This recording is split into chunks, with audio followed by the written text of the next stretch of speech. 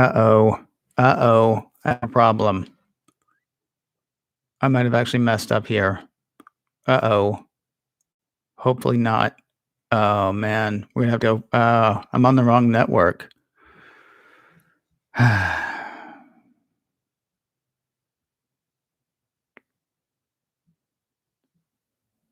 actually a tiny bit worried about that. How am I looking? Is everything okay right now? That's the question. Because I'm on the wrong network, but I think if I try to switch, then we're gonna disconnect.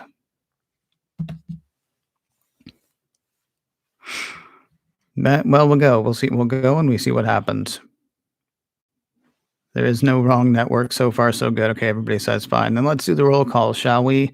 Matthew D, Roger, Bill K, John is here, Jeff, Brian F, Nate, Frank, Deborah, Donna, Webb, Chuck, Eugene, David, Rob, and Paul. Hello, one and all. Thank you very much for joining us today, or me, or us. If you're new here, get to know the people in the chat room. Say hey, because they're a great group of people. Yeah. And if you're not new here, it's good to see you as always. Let's do a show. What do you say? Am I recording? I am recording. Get my glasses off my head. What is this, 1978? I don't even know why I said that. Putting myself on Do Not Disturb. Right, here we go. Let's do Feedback Friday, because it is Friday, the 29th of January, 2021, and this is macOS Can Live. Hello, fellow babies. Welcome into the end of the week. It's the end of the week. You know, it's weird. We don't go anyplace. We don't do much. And yet there's still something about a Friday, something that makes you say, really, I'm still doing stuff? Hi, I'm Ken Ray, welcoming you into the last show of the week. This is macOS Can Live, a thing that happens every Monday through Friday, 3:30 Pacific, 6:30 Eastern, other times, other places. And it goes right until it stops. Two pieces of feedback I want to share with you today. Second part of the show, we will hear praise. How did I put it? In praise of Gene Munster's praise of Katie Huberty. He likes to cut her jib, and yet there's still a little bit of what I talked about yesterday of, however you went into the call is how you came out. But we'll talk about more of that in the second half of the show. First half of the show, I have to call out a listener, Nabil. I'm a little annoyed with Nabil, for Nabil has made me think. And who wants that on a Friday? I got a fantastic email from Nabil. Got his permission to share it with you guys as well. And so we will do that because it got me a thinking, which did not get me a drinking. Nabil wrote in with his take on Facebook and privacy and ads. A couple of years ago, I started my own business and it sat stagnant.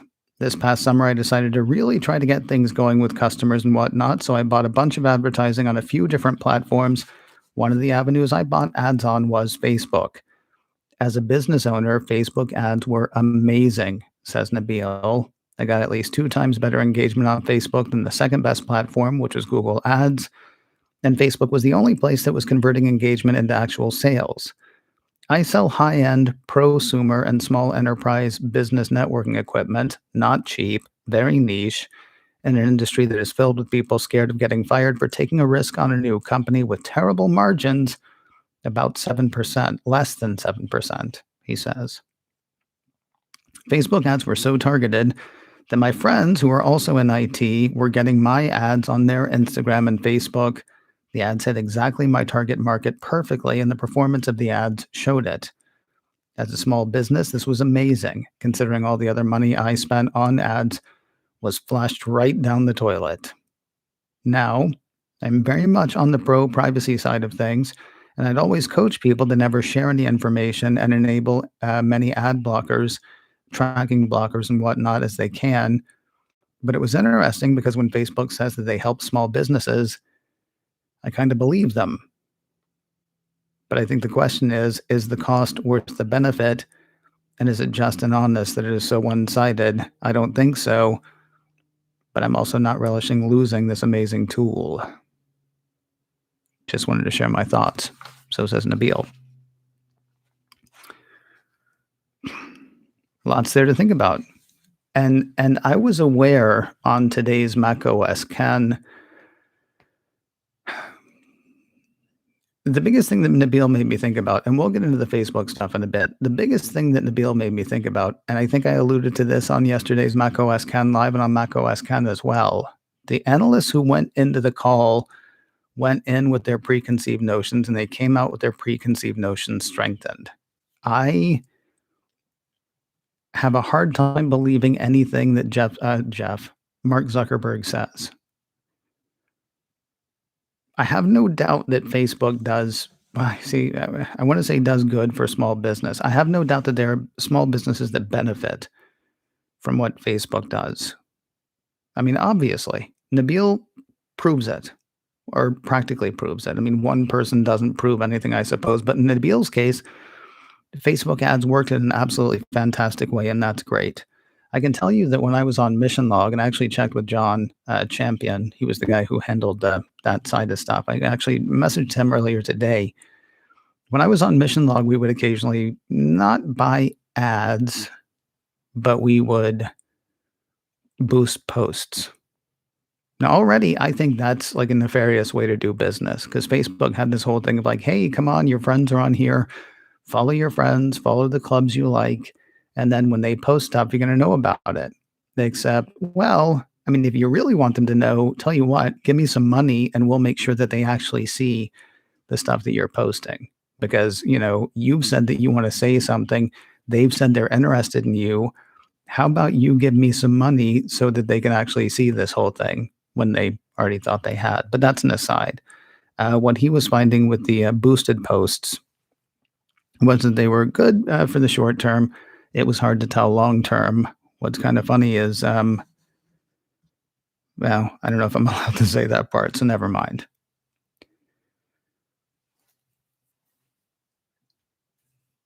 After the 2016 election, Zuckerberg said it was a crazy idea to think that Facebook ads had been used by anybody else to sway the election. He thought it was a crazy idea that it might have swayed the election.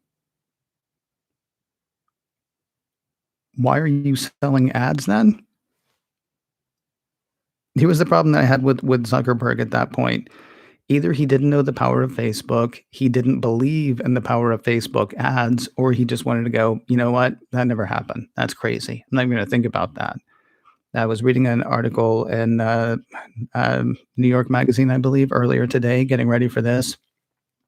And it turns out the only time, or at least the first time, that Facebook acknowledged that, Russian disinformation campaigns had actually played a part in the 2016 election, and Facebook ads had been a part of that, was literally in the footnote of a report put out by Facebook. So I've never done like a real mea culpa about that. The last thing, or the biggest thing anyway, that Zuckerberg said about that was, that couldn't happen. And if you really think that couldn't happen, then how are you taking money for ads from people?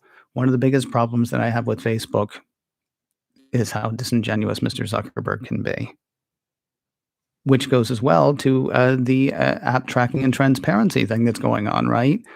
When Apple first announced app tracking transparency, Facebook said, well, that's going to be bad for some people. I mean, not us, because we're Facebook, right? But the small businesses that work with us, it's going to be bad for them. And Apple shouldn't do that to those small businesses. Except, of course, you flash forward to yesterday, or day before yesterday, when the CFO of Facebook, last name Wenner, I cannot remember his first name, I apologize, said that there is uncertainty in 2021, and it's coming from two directions. One direction is there might be regulatory issues with the government, and the other direction is the changes in iOS 14. And I know I drew this line before, but it's great to finally hear Facebook say it out loud. Facebook is saying, oh, all these, small ad buyers are not going to have their ads be as effective. And so, I mean, what's the follow-on from that? Then they're not going to be spending as much on ads. And yeah, that is going to affect Facebook because Facebook is built on advertising. Strikes me as a bit disingenuous. Now, I hate what this is going to do to small business. Small businesses like Nabil's. I hate what this is going to do to small businesses, but here's the problem. Well, there are a few. First of all, how much information do they have to have on Nabil's friends that they could hit so specifically? Because here's the thing, you may not have ever noticed an ad like that that hit you so specifically, but maybe that's because you're not paying attention, or maybe they just haven't found that thing for you yet. If they got that information on Nabil's friends, they've got it on your friends, and they've got it on my friends. Hey, guess what? I have a family member, I won't name names, but I have a family member who completely distrusts computers, completely distrusts technology, but he has no problem believing the crap that is being thrown at him. So now I gave it away. It's 50% of my family now is out of it. Has no problem believing the crap that's being thrown at him from Facebook because Facebook has picked up on the thing that tickles the lizard part of his brain that's afraid.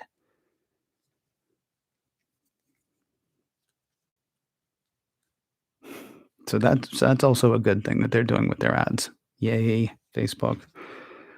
Here's the biggest thing though, I think, or one of the biggest things anyway, and no one part of this gets to any of this, but you gotta figure one of the biggest things. If anything that I said didn't matter, if none of that, sways anybody either way, and I don't know that I'm even trying to sway anybody anyway, because I wanna go back to what I said at the beginning. I have decided things about Facebook, and I'm having a hard time being open to thinking that the things I've decided aren't true.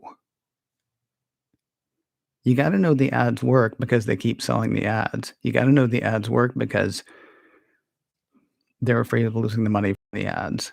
And honestly miss the part about Nabil's business. And I shouldn't have missed that part, and that part does worry me, and we'll get to that part in a moment. Here's the thing though, if your business can be ruined by having to ask people if it's okay that you do what you do to run your business,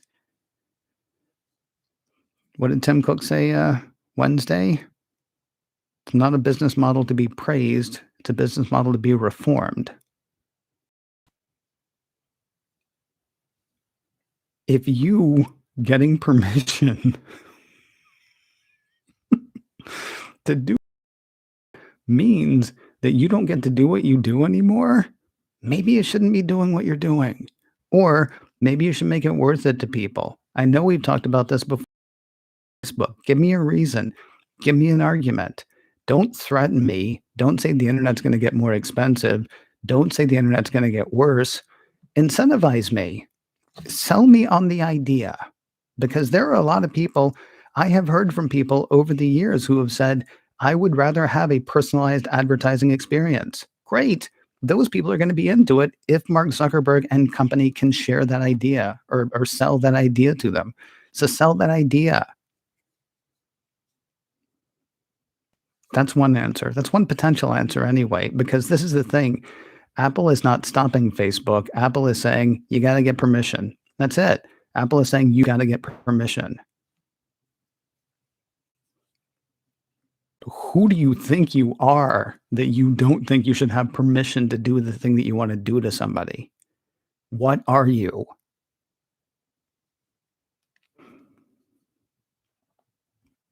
The fact that this has happened, I mean, it doesn't get to just keep continuing because it's happened. I hate what's going to happen to small businesses. I hate what's going to happen to small businesses who actually rely on these things, but it was wrong before. I hate that Apple has had technology in place that could have stopped it 6 months ago or 4 months ago, whenever iOS 14 came out.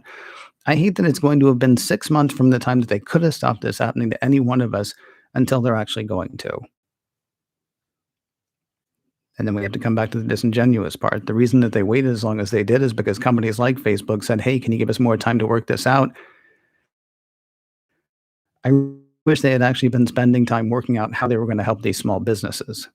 Maybe crafting a message that is, here's why you want to go ahead and say yes. If you can figure out a good way to tell me why I should go ahead and say yes, and this isn't going to affect me because well, it might affect me. I don't know. I don't use Facebook except when like three people post. And even then, I'm like, well, I'm probably giving away a ton of information just going to see what this person said, whatever. They should have been spending this time, or I wish they had been spending this time figuring out how to really make their case, because their case instead is Apple is bad. They're doing whataboutism. They're doing look at Apple trying to make money. What are you doing? Except Apple is going through the whole thing saying we want to make money, knowing as little about you as possible. We want to give you a thing that you want in exchange for the money, as opposed to we don't want to tell you what we're getting from you. Just because it's worked for a bunch of people is no reason for it to continue. And yet I wish there was something I could do for Nabil. Not Nabil personally. I mean, I wish there was something I could do for Nabil, but I wish there was something. I mean, small businesses definitely are in a bind right now. They're in a world of hurt right now. I mean, it's never easy to be a small business person. It is also, I can tell you from personal experience, very stressful. And it's made worse for a lot of people. Thankfully, I am not one of these people. Like, somebody who had a small restaurant or a small shop or something like that, they've been decimated by COVID-19. I know that. That still doesn't make what they're doing okay. We need more solutions. I know. And I don't know what those solutions are. But letting it go on the way it has, when really all Apple is saying is you just have to get them to say yes.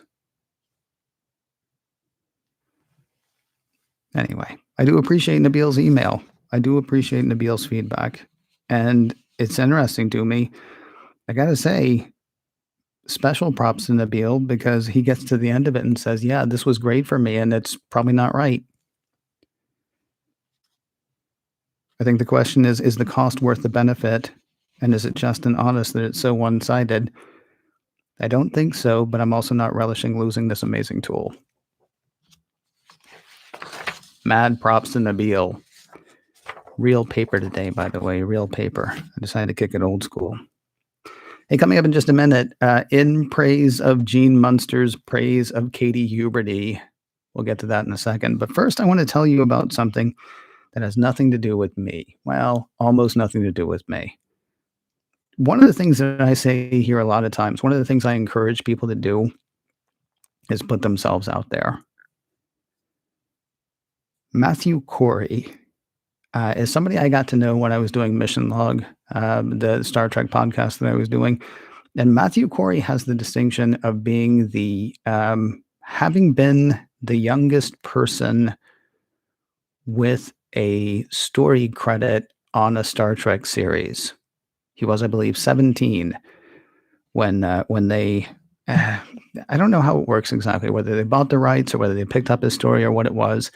If you're a Star Trek fan, the episode True Q, which is the one with Olivia Dabo and of course John Delancey, she finds out that she is actually Q, and she gets whooshed away or whatever. So Matthew Corey actually wrote the initial story that was based on. Now, his story, his script, is wildly different than what actually got picked up. But the reason I'm bringing all this up is because Matthew Corey has written a book about having written that script, what that whole process was like for him. He also includes the original script that he had at 17 years old. Now, he's talked about some stuff that has happened since then. I said this has nothing to do with me. I'm apparently actually mentioned in the book along with my friend John Champion for our involvement in Mission Log. What I love about this is, he put himself out there when he was 17, and now he's doing it again with this book. So he's made it. He's publishing himself. It is on Amazon. It's available as a pre-order on Amazon Kindle. It is $2.99. It's $2.99. I have not yet read it. I have a friend who has read a pre-release version of it. She says it's great. I'm looking forward to picking it up for $2.99. And yeah, I love the fact that he's, putting himself out there. And so I will tell people Hey, my friend Matthew is putting himself out there. You should go check out what he's doing. The book is called Q Me. That's Q hyphen me question mark. My Star Trek story, and it's by Matthew Corey, Corey. Matthew Corey. Comes out Sunday. It's available for pre-order now. $2.99, a bargain at twice the price. And I'm saying that without having read it. And this is not a paid ad. All right. I actually wrote to him about 15 minutes before the show or half an hour before the show and said, hey, do you mind if I mention it? So I get nothing out of this except I love it when people do stuff like this. So mad props to Matthew Corey. Cue me. Cue me? It's actually got a question mark. Available at Amazon. Check it out. Well, available for pre-order at Amazon. Check it out. There you go. Right. The other bit of feedback is not exactly feedback. A friend of the show, Linda, actually sent me this. I don't know where she picked this up, but it was something that Loop Ventures managing partner Gene Munster said after the call. He had some interesting things about, iPhone, some interesting things about the Mac. He actually thinks, I'll do part of his numbers really quickly. He thinks there's upside to Mac sales this quarter because the Mac was constrained last quarter. He thinks Macs are probably going to come in better than some people are expecting because you couldn't just get the Mac you wanted for the whole of last quarter. Because, of course, partway through last quarter, they had the new machines and, they got hard to get fairly quickly. So there's your numbers part of the whole thing, and long may they wave. I want to give Morgan Stanley analyst Katie Huberty some props here, he said. She did something that as an analyst I always wish I could do. She did it marvelously, which was trying to get Apple CEO Tim Cook to talk about future products, and she disguised her question about Apple Car. Hang on, we'll come back to that. If Apple is working on a car, he says. She disguised it as, how do you think about new addressable markets? And Tim commented that we think about the user experience as important in segments where we can do both hardware, software, and services, which is 3 things, and bring it all together. I only bring that up because I know I brought it up on macOS Ken and macOS Ken Live when we did our post-earnings call thing. What's funny to me is I said, however you went into the call, that's how you came out. Apparently, Gene Munster thinks Apple's working on a car, because what I heard Katie Huberty say was, with the lack of visibility into Apple's roadmap, how should investors think about it? That could be about a car. That could be about AR. That could be about VR. That could be the question that she asked, which was, without us knowing where you're going, how are we supposed to trust that we're going someplace that we want to go? And Tim Cook answered that question. Yeah, it could be about the car. It could also be about AR. It could also be about virtual reality. It could be about all sorts of things. I was thinking about that again yesterday, though, about the juxtaposition of Katie Huberty's question and Tony Sakanagi's question. If you remember, I just told you how Katie Huberty asked her question. Tony Sakanagi, on the other hand, was like, look, you're sitting on a pile of money. You're looking at about $300 billion in revenue this year. You've always liked to grow organically, but now you've got a lot of money. Do you need to start thinking about larger acquisitions? And can you tell us what you're going to be doing over the next 5 years? Well, no. The two of them together somehow came up with a wonderful, wonderful question. And if you put the answers to both of those questions together, you get a wonderful, wonderful answer, which was basically Tim Cook sitting there for about a minute or a minute and a half after Tony Sakanagi asked his question, saying, we're into these emerging markets, we're into these categories, we're at the very beginning of wearables, and yet it's a Fortune 120 size company. We're into all of these things and we're going gangbusters. So there's where we are to this moment. Then you pivot to Katie Huberty's question, and his answer is, we think about, is this a product we want to use? We think, is it a big enough category for us to get into? And then we do think about where we can do hardware, software, and services, because there's magic at that intersection.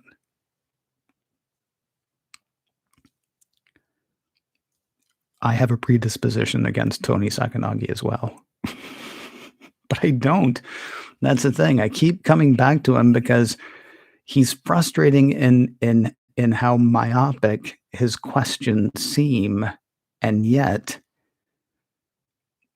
in considering that frustration, I think you still end up with some really interesting stuff around Apple. There we go. Whole show based on feedback. Whole show based on feedback. I did glance really quickly at news because I wanted to make sure I wasn't going to come on here and then people weren't going to be like, wow, so did you hear?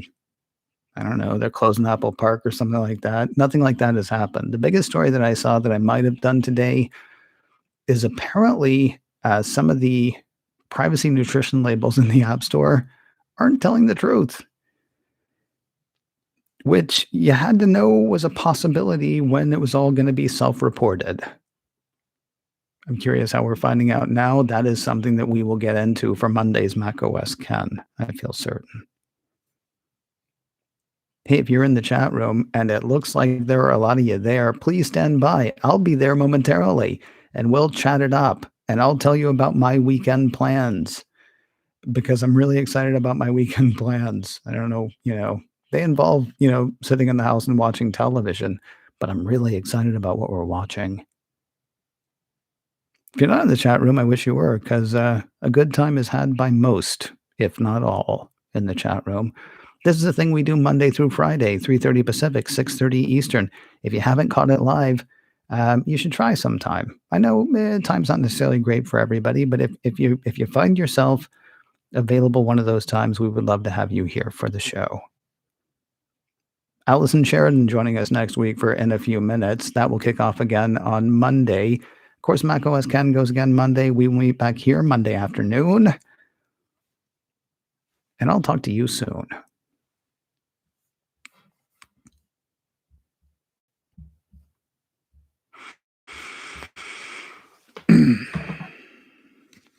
And with that, the week draws to a close. Well, the week of shows, anyway. Deborah says, okay, I'm starting at the bottom, which I shouldn't do. Deborah says Gene Munster's Apple TV set top has morphed into Apple Car. I was wondering about that. I can't remember what he's into right now, honestly. Because originally, didn't he go off to do Loop Ventures because he was interested in the whole AR, VR thing? I don't know. I didn't talk about this part. He says, see, he's not in a firm that does price targets anymore, and yet he heard so much about Apple Car there. Now, I want to be clear, he went on to say, and I left this part off but addressing what Deborah said. Now, I want to be clear, I'm not putting the stake in the ground and saying that Apple is going to build a car, but I think that the leanings are in that direction because of the future of a car is just that, hardware, software, and services. And so when I put all this together, using duct tape, glitter, and fairy dust. So when I put all of this together, I'm surprised that the stock's not moving higher. I continue to feel great about our opinion that this is a $200 stock in the next couple of years. So there, if he was the kind of person who gave a price target, his price target is $200. But couldn't you just as easily make the case about AR and VR? I know the total addressable market on cars is so much bigger, but what I heard her say was, so when you guys do new stuff, what do you think about? And what he heard her say was, vroom, vroom. But that's cool. I want AR and VR, so maybe I will always hear that when they start talking about it. Oh, well, there was the time that Tim Cook said, in the future, we'll wonder how we lived without AR, the way we wonder how we lived without smartphones. So, he has actually tipped his hand a little bit that way. Hey, there's the start of the show. Buffalo to get snow, says Bill. Bill, I'm not in Buffalo anymore. And I'm jealous because I love snow. On the other hand, I can get to the ocean in about 15 minutes. So Buffalo could be jealous of me. I do miss a good heavy snow. I don't miss shoveling, but I miss the snow. Hey, Johnny Fever. That's right, fellow baby. You know what I'm talking about. Donna knows what I'm talking about. Oh, by the way, I almost forgot. I'm not going to say that. I'll get kicked off YouTube. Does the feedback go to 11? I don't know. Did it?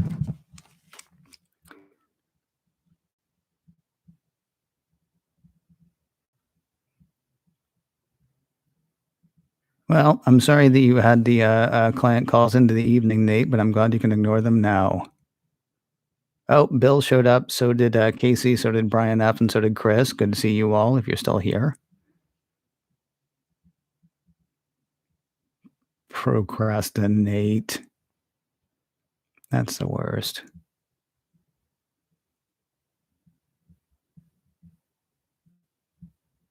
It's not the worst. It's actually kind of funny. Sorry. MN Searcher did not make the after roller list. What the heck?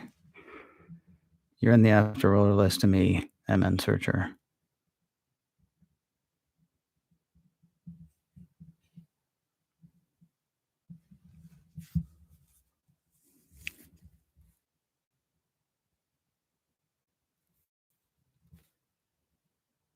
Oh, see, Chuck got there ahead of me. Interesting email, but isn't that a testament to exactly how much info Facebook has on the users so that they can do a superior job of qualifying for the advertiser? Oh, man, I like that corporate speak there, Chuck. Qualifying for the advertiser. You know who's really bad at this? I know I've talked about this before. I meant to talk about it on the show. Who's really horrible at this is Amazon. This chair that I'm sitting in right here, this chair, got this office chair from Amazon, and I've gotten at least 3 emails from them since saying, "Hey, what about this office chair?" Well, I just bought an office chair from you. Do you really? How many do you think I need? And why wouldn't I just get the same one again if I like it? You crazy person. MSN searcher is Eric. Hey, Eric. Good to have you with us. Anecdotes are not proof. I think I did clear that up, but yeah. Haha. Yeah. I thought about talking about that too. Bill says, how many times has Mark said, "Oh, we are so sorry. We need to do better," over and over and over again? Somebody did a super cut of that.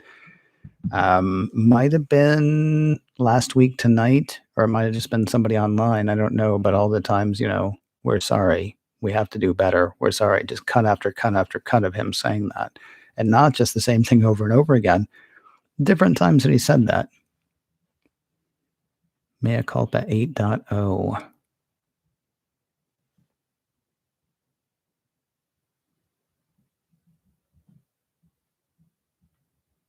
GT Mako.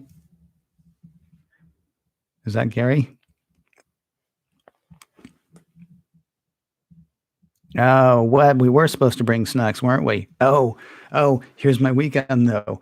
It starts in about 27 minutes. I'm watching Kong Skull Island again because there's a young person in the house who we said, "Do you want to watch Kong Skull Island?" And she was like, "No." And she was like really standoffish, but she loves Godzilla. And so she saw the trailer for Godzilla versus Kong. And so now we're going to watch Kong Skull Island and hot buttered popcorn. Yeah, you're jealous. Honestly, I'm more excited for the popcorn than I am for the movie because I've seen the movie. It was good. I'll watch it again. Who was it yesterday? Bill Corbett, I think, from Mystery Science Theater 3000 was saying yesterday that Kong Skull Island, that he watched it again and he loved it again. It is a great King Kong movie and it is a great John C. Reilly movie. And if you're looking for a great Tom Hiddleston movie, seek ye elsewhere. Because he's fine, but he's just there. He's not, it didn't have to be Tom Hiddleston. But if you can get Tom Hiddleston, you get Tom Hiddleston. 3 people from the Marvel Cinematic Universe, by the way. Brie Larson, Captain Marvel, of course. Samuel L. Jackson, Nick Fury, and Tom Hiddleston, he's Loki. All 3 of them. Oh, come to think of it, John C. Reilly as well, because he was one of the people from Nova Corps in Guardians of the Galaxy. It's practically a Marvel movie with King Kong in it. Can you tell I'm excited? And that's in 25 minutes. Anyway, back to what you guys were talking about. Sorry.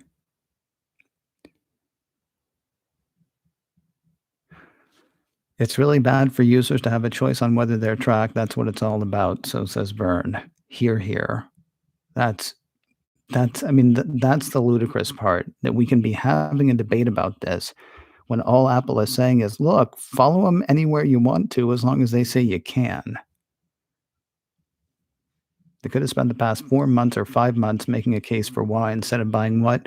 3 full-page ads in the New York Times, the Wall Street Journal, and the Washington Post saying this is going to be bad for small business. We talked about it here. They should have bought those ads in small papers across the country, but then really made the case. Because that was a message to Wall Street, and that was a message to regulators. And how regulators are gonna get on the side of, "Yeah, you're right. You shouldn't have to ask people whether they wanna be tracked." Well, then again, they want to backdoor into encryption, so maybe that speaks beautifully to them, I don't know. Oh dear, people had video problems. Boo.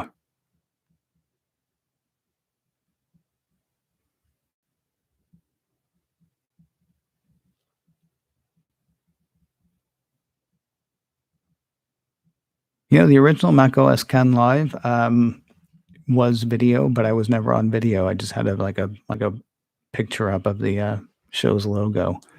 Maybe I should go back to that, and then you won't know when the video's messed up.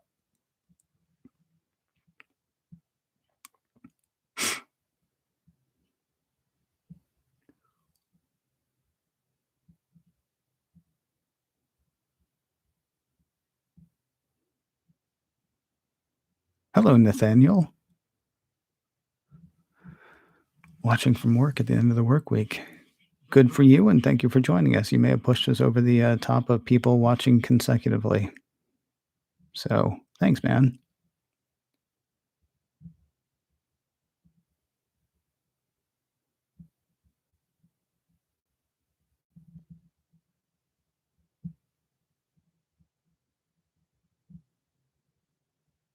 Ryan Winkler.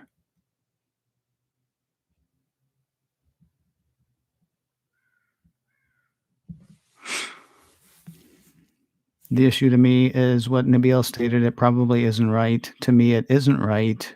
Yes, companies benefit, but that doesn't make it right. Yeah, word. Hey, Nabil's in the house. I think transparency is important, and there is a total lack of transparency for all sides when it comes to Facebook ads. I have no clue how they worked.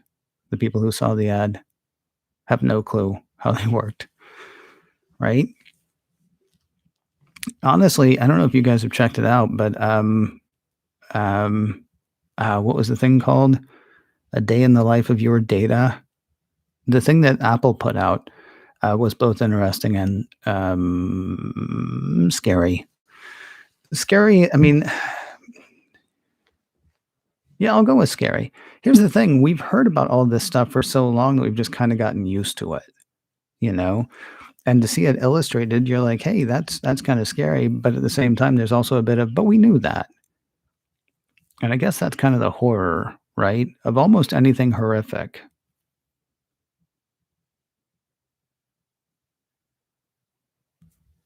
See also current events outside of technology. We get used to it. And that's terrible too. I'm going to check something really quickly. Okay.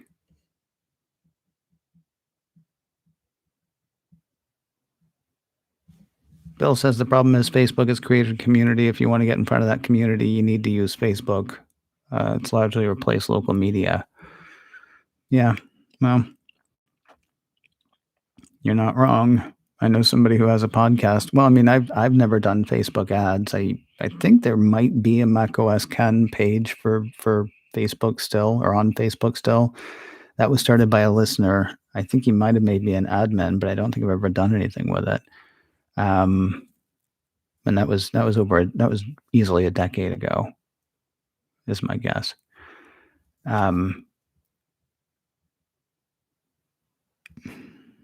I know somebody who runs a podcast, also runs a website with stories from their podcast, and her traffic explodes if somebody shares a story on Facebook.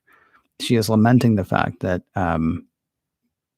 if she would go ahead and start, playing with them, her podcast would probably grow exponentially. but she doesn't want to support their business model, and she doesn't want to give them money because they've also, contributed to the downfall of Western society, at least parts of it.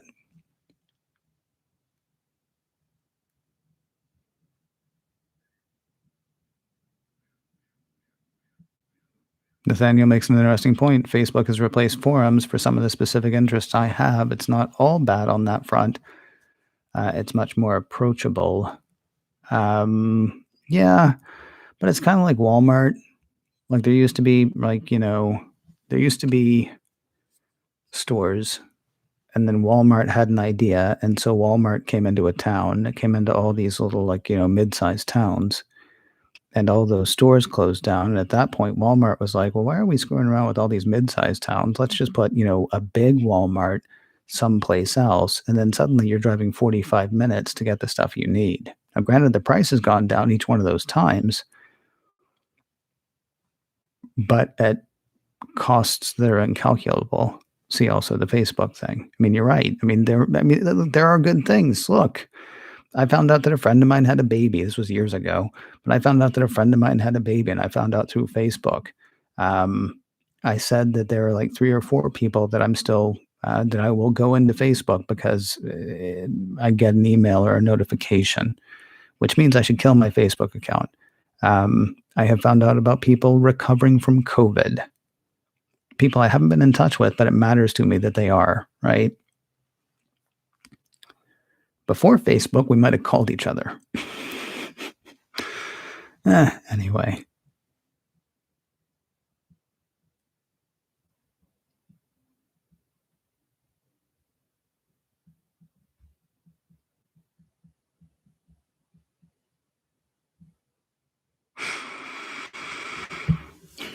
Had they been direct from the beginning, says Nabil, talking about Facebook, people wouldn't be so upset. And people should be upset, he thinks.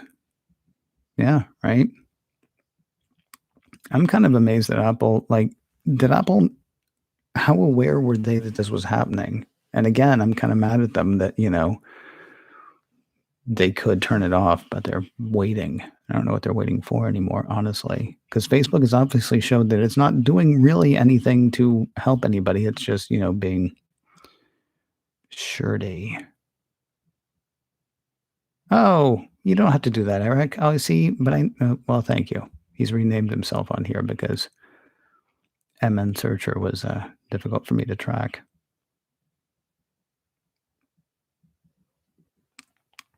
Oh, I saw that, Bill. There was a story that says that Hyundai is agonizing over whether to make Apple Car. Do you want to be the one who introduces the Trojan horse? I wonder if that's why. I haven't even had a chance. I've only seen the headline. But yeah. Who wants to be the one to start your own ruin? Although, if they say they're partner manufacturer, the only problem is you can't guarantee that they'll stay the partner manufacturer. Talk to Intel, right? They were doing pretty well with Apple, and now they're not. Hyundai might ride well for a few years and then go, oh, man, and now we taught them how. I don't know.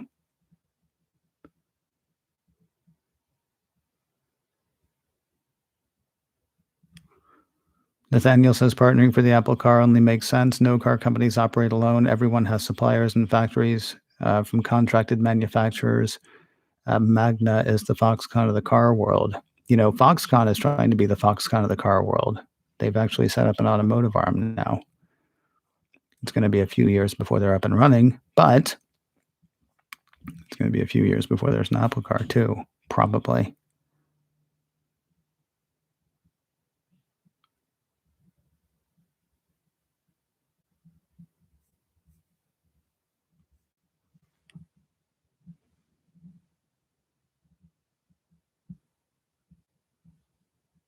And now we're at the end of the show. Well, except there's other stuff that people have said. Oh, thanks, Eric. Eric says that macOS Ken is always his first podcast on the way to work in the morning. Loves when I change up the intro. I don't know what you mean. Honestly, I'm not kidding. I don't know what you mean. But cool. Oh, wow. Wow. David's going to see a Gershwin concert, a Philharmonic on the Grass, audience social distancing in pods. That sounds like fun.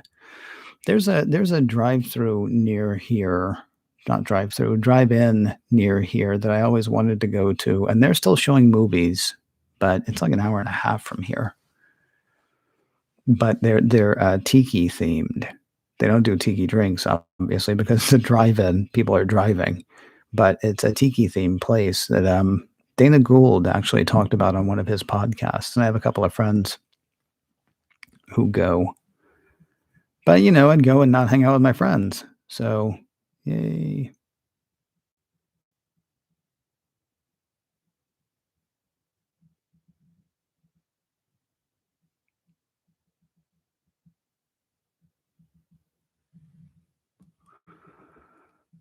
Do, do, do.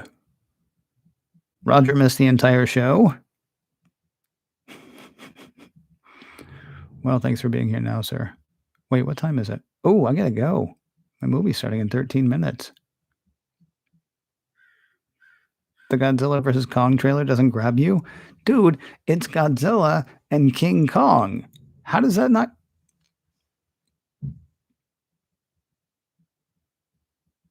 Shin Godzilla. I don't know Shin Godzilla. I've got HBO Max though. It's got all the old Godzilla movies on it, but we're watching Kong Skull Island.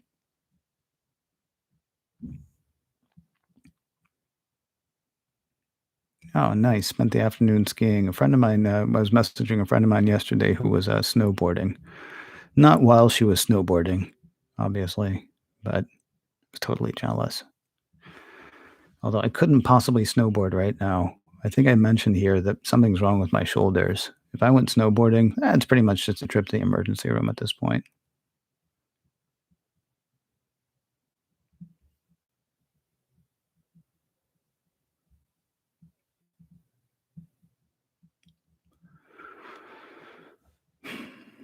Yeah, that's fairly insidious. Byrne says there are places which will only let you log in with a Facebook ID. I no longer post there since I deleted my Facebook ID. That's kind of crap, if you ask me. Not you deleting your Facebook account. That's the Oculus Rift. It doesn't work anymore. Oculus doesn't work anymore if you don't have a Facebook account. That's now a requirement because Facebook makes the Oculus or owns the company that makes the Oculus. How is that cool? Oh, did we lose Webb? Have a great weekend, Webb. All right. Well, you're making me think I got to check out Shin Godzilla. Is that on Netflix, Eugene, or is that someplace else?